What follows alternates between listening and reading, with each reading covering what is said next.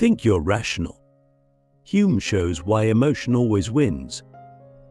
We love to believe we're rational creatures, that our decisions are governed by logic, that our identities are shaped by reason, and that our moral compass points north because we calculated all the facts. We think we're in control, measured, balanced, deliberate. But what if that's a lie? What if, deep beneath the surface of every decision we make, there's something more ancient, more powerful, more irrational pulling the strings? David Hume, one of the greatest philosophers of the Enlightenment, threw a thunderbolt into the heart of Western thought when he said, "Reason is, and ought only to be, the slave of the passions." That's not just a clever phrase.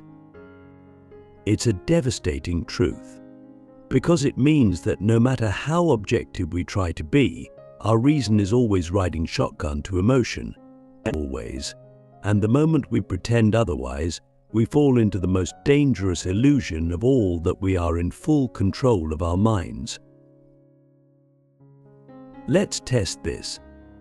Think about the last major decision you made: who to trust, whether to take a risk, how to respond in a moment of conflict. Did you really weigh all the evidence like a computer? Or did you feel something first, fear, hope, anger, love, and then use logic to justify it? To be honest, Hume's insight was that we don't reason in order to find truth, we reason to defend what we already feel is true. Our beliefs aren't born from logic, they're born from identity. We don't pick our values rationally, we absorb them emotionally from the people we love, the tribes we belong to, the stories that shaped us. And once those values are in place, reason becomes the servant, crafting arguments, cherry-picking data, and building narratives that support the emotional foundation already set. So when we say we believe something rationally, what we often mean is, this belief feels like me. And that's what makes it so hard to change. Because challenging someone's belief isn't just a request for logic, it's a threat to the emotional structure of their identity. Click subscribe to this channel to get more profound insights. This is why debates almost never change minds. It's not because people are stupid, it's because they're human. If someone tells you your worldview is flawed, your brain doesn't immediately start evaluating the evidence. No, it triggers your amygdala, your fear center, and suddenly it feels like you are under attack, not just your ideas. So you dig in, not to find truth, but to protect your sense of self. You fight back with logic, but that logic is loaded with emotion. And if you win the argument, you don't feel closer to truth, you feel safe, justified, victorious. But wiser? Rarely. So here's the haunting question: if our reasoning is mostly emotional, how can we ever trust ourselves? And yet, this isn't a hopeless message. In fact, it's the beginning of real freedom. Because once you admit that your mind is ruled by emotion, you stop pretending you're objective. And when you stop pretending, you start noticing.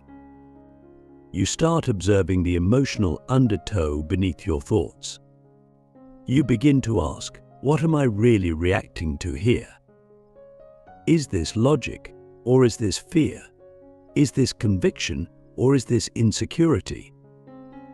And that shift from unconscious emotion to conscious awareness is where transformation begins. Not because you eliminate emotion, but because you stop letting it trick you. Hume wasn't saying we should surrender to our feelings. He was saying we need to understand them, because they're already in charge. And until we do, reason stays blind. Let me give you a real example. Imagine you're scrolling through social media and you see a post that makes your blood boil. Maybe it's political. Maybe it's personal. You feel that rush of indignation. How can they think that? Before you know it, you're typing a response, maybe even linking an article or a statistic to prove your point. You tell yourself you're being rational. But pause. Why that post? Why that reaction? Why do you feel compelled to respond at all? The truth is, it's not about the argument, it's about the emotional hit. It's about justice, or identity, or fear. Maybe it reminds you of a wound you've never named. Maybe it threatens a part of you you've never questioned. And now, you're not debating ideas, you're defending yourself. But you don't feel like you're emotional. You feel logical. You feel right. And that's the trap. Because the most powerful emotions are the ones we don't recognize as emotions. They wear the mask of reason. But behind the mask is the child, the wound, the story. So, if Hume's right, if emotion drives reason, what does that mean for how we live? How do we make wise choices? How do we grow, connect, evolve without being puppets to our feelings? That's the real question. And it's not about becoming emotionless. It's about becoming emotionally intelligent. It's about turning inward, not just outward. About asking not only is this true, but also why do I want it to be true? It's about learning to sit with discomfort, to trace your reactions back to their roots, and to recognize that your fiercest logic may be serving your deepest fears.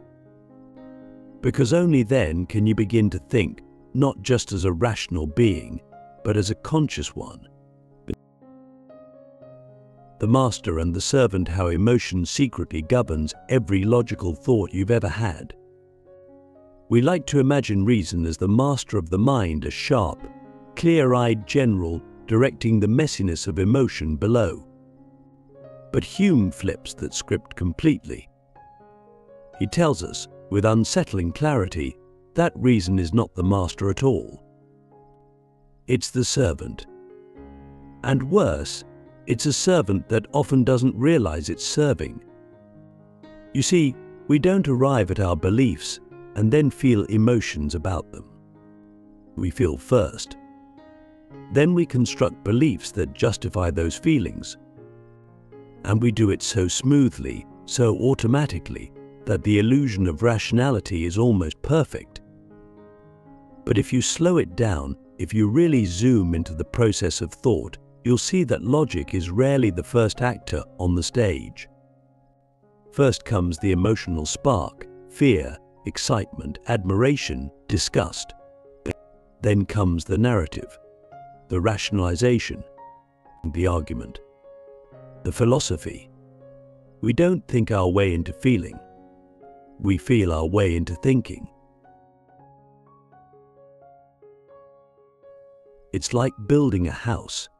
Emotion lays the foundation, and reason builds the walls and paints them with beautiful, convincing colors.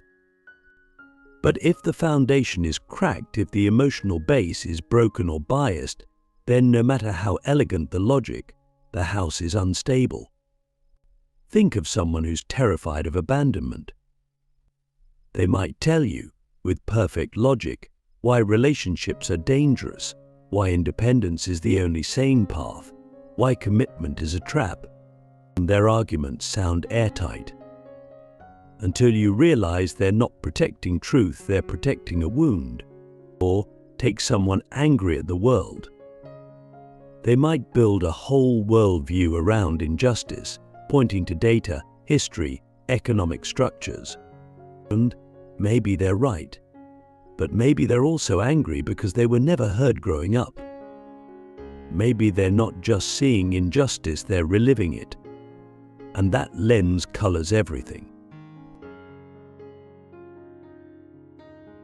So here's the question that should haunt all of us. What if every belief I hold about politics, about morality, about myself is really just emotion in disguise? What if my most sacred truths are, in part, emotional armor. But that doesn't mean they're wrong. But it does mean they're not neutral. And if you want to live a conscious life, you have to stop pretending that logic is pure. You have to start tracing your thoughts back to their emotional roots. You have to ask, again and again, what feeling is this belief protecting me from? That's not weakness. That's strength. Because until you do that, you're not thinking freely. You're reacting. And reaction, no matter how articulate it sounds, is not reason, it's reflex. Even our sense of truth is shaped by emotion. Think about that. We're more likely to believe something if it makes us feel safe, powerful, or connected.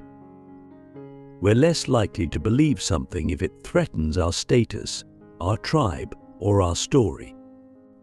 That's why people can hear the same evidence and come to opposite conclusions. It's not about the evidence, it's about the emotional filter. And this is where Hume becomes not just relevant, but prophetic. He saw that the Enlightenment ideal of pure reason was a fantasy. He saw that humans are not rational animals, we are rationalizing animals. But we use reason to decorate the decisions our emotions already made. And unless we're aware of that, we'll keep mistaking decoration for truth. Let me ask you something wild. When you argue with someone and they refuse to change their mind, do you assume they're being irrational? Now flip it, when you refuse to change your mind, do you assume you're being rational? Why? Why do we assume our logic is logic and theirs is emotion? Because it feels that way. And there it is again, feelings. There's no escaping them. Even the belief that you're being objective is itself emotionally soothing. It allows you to feel superior. It gives you a sense of clarity, even control. But clarity built on unexamined emotion is just illusion with a nicer outfit. So what's the move here? Do we throw out reason entirely? Do we surrender to emotion like waves in a storm? No, Hume wasn't saying to abandon reason. He was saying we need to understand its place. Reason isn't the captain of the ship, it's the compass. It helps us navigate, but it doesn't determine the destination. That's emotion, that's desire, that's fear. What we want drives the ship. What we feel sets the course. Reason helps us get there, but it rarely chooses where we go. And here's the twist. Once you accept that, you actually become more rational. Because now you're not pretending. Now you're working with the full architecture of the mind, not just the parts that feel clean and logical, but the deep, messy, beautiful complexity that makes us human. So next time you find yourself convinced of something, anything, pause. Ask, what emotion is driving this belief? What am I protecting? What am I avoiding? What part of me needs this to be true? And if you're brave enough to answer honestly, something amazing happens. You begin to separate truth from trauma, insight from impulse. And in that space, real wisdom emerges, not the kind that wins arguments, but the kind that transforms lives. The myth of the logical life, why self-awareness, not reason, is the key to transformation. We've been sold a myth for centuries that if we just think hard enough, learn enough, argue well enough, we'll arrive at truth. That we can logic our way to a better life. But what if that's not just wrong, it's backwards? What if the key to transformation isn't reason at all, but self-awareness? What if the most important truths about who we are, what we want, and how we suffer can't be reached through logic, but only by turning inward, by watching ourselves feel, react, and crave. The logical life sounds noble. It sounds clean. But life is not clean. It's not a syllogism. It's not a math problem. Life is grief and joy, memory and trauma, longing and fear. And if you try to approach it like an equation, you'll miss the point entirely. Because logic can analyze life, but it can't live it. And until you realize that, you'll spend your life trying to think your way out of problems that can only be felt through. Think about it. How many times have you known what the right decision was logically but still couldn't do it? You knew the relationship was toxic. You knew the job was draining you. You knew the habit was destructive. But you stayed. Why? Because logic doesn't move us. Emotion does. The heart moves first. Then the mind follows, trying to make sense of what the heart already chose. So, if you want to change your life, don't ask, "What do I think is right?" Ask, "What do I feel is stuck? What am I afraid to feel? What pain have I been avoiding?" Because until you face those questions, your logic will just reorganize the furniture in a house that's still burning down. This is the real power of Hume's insight. He's not tearing reason down, he's grounding it. He's saying reason is a tool, not a god. It's a lens, not a foundation. And if you want to build a better life, you can't start with reason. You have to start with honesty, emotional honesty. You have to be willing to see yourself not as a thinker first, but as a feeler, a pattern, a story. You have to pull back the curtain and look at what your logic is actually serving. Is it serving love? Safety? Avoidance? Ego? Until you know that, all your clever thoughts are just defense mechanisms. And here's the hardest part: the smarter you are, the better you are at lying to yourself. Intelligence doesn't protect you from emotional blindness, it amplifies it. You don't become less biased. You become more skilled at dressing your bias up as brilliance. So what's the alternative? You watch yourself, not in judgment, not in shame, but in curiosity. You stop trying to suppress emotion and start studying it. You notice what triggers you, what soothes you, what stories repeat. You begin to see your mind not as a courtroom, but a theater. The drama plays out. Characters enter anger, jealousy, longing, pride. You don't resist them. You observe them. You become the audience to your own mind. And slowly, something shifts. You stop being ruled by your emotions, not because you suppress them, but because you see them clearly. And once you can see clearly, you can choose clearly. Not reactively, not defensively, but consciously. This is what it means to live wisely, not to eliminate emotion, not to worship logic, but to create a relationship between the two, to let emotion breathe and let reason guide, but never pretend one can replace the other. Wisdom is a dance, not a doctrine, and the deepest part of that dance is self-awareness. Because only self-awareness can tell you why you think the way you do. Only self-awareness can show you what's underneath your most convincing logic. And only self-awareness can give you the courage to change not just your thoughts, but your feelings, your patterns, your life. Let me ask you something brutal. What belief do you hold that gives you comfort, but may not be true? What story about yourself have you repeated so often that it feels like fact, but it's actually fear? What if your dedication to being logical is just a way to avoid feeling vulnerable? These questions aren't meant to shame you. They're meant to wake you up. Because the dream of the logical life is seductive, but it's still a dream. And waking up means facing the mess, the contradictions, the emotional chaos that logic alone can't solve. But here's the beauty.